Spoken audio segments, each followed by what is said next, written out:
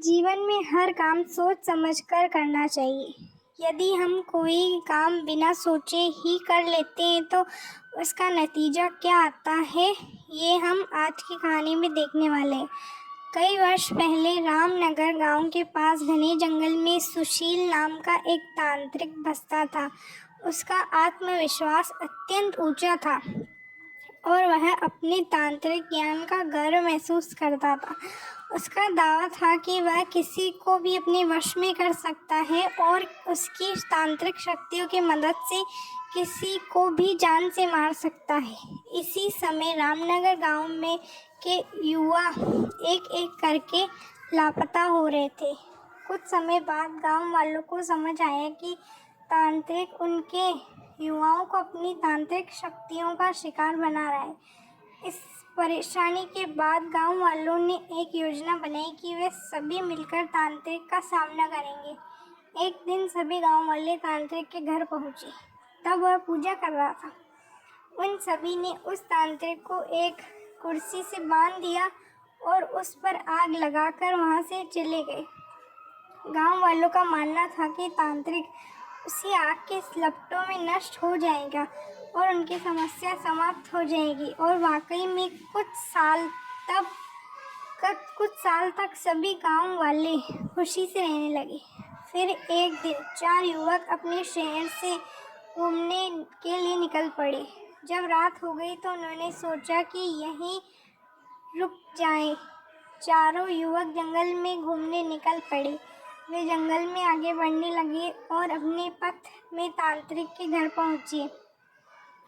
उनके पास आने पर उन्होंने तांत्रिक का घर देखा, जिसमें विचित्र मकड़ी के जाल लगे थे। एक युवक ने आधी जली हुई कुर्सी को देखा और बिना सोचे समझे उस पर बैठ गया।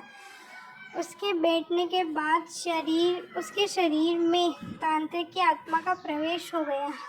अब युवक चिल्लाकर कहने लगा कि वह अब सभी को सजा देगा और गांव में आग लगा देगा। युवक के इस बर्ताव को देखकर 3 युवक डर गए और गांव की ओर बढ़ने लगे। सुबह होते ही वे सरपंच के पास गए और पूरी कहानी बताई।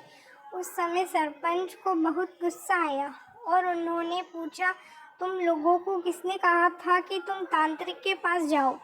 सरपंच के गुस्से को देखकर लड़कों ने माफ़ी मांगी और कहा, हमें माफ़ कर दे, पर हमें अपने दोस्त को बचाना है, कुछ उपाय बताएं। सरपंच ने थोड़ी देर सोचा और फिर कहा, अगर वह लड़का कुर्सी से उठकर खुद को आग में जला लेता है तो शायद तांत्रिक की आत्मा उसे छोड़ देगी।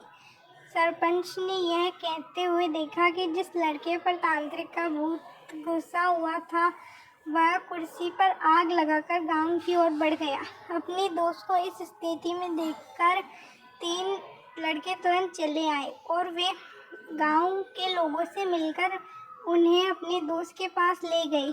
तब 3 लड़कों ने तांत्रिक की कुर्सी पर आग लगा दी। कुर्सी पर आग लगते ही तांत्रिक ने उसके दोस्त को छोड़कर भाग निकला।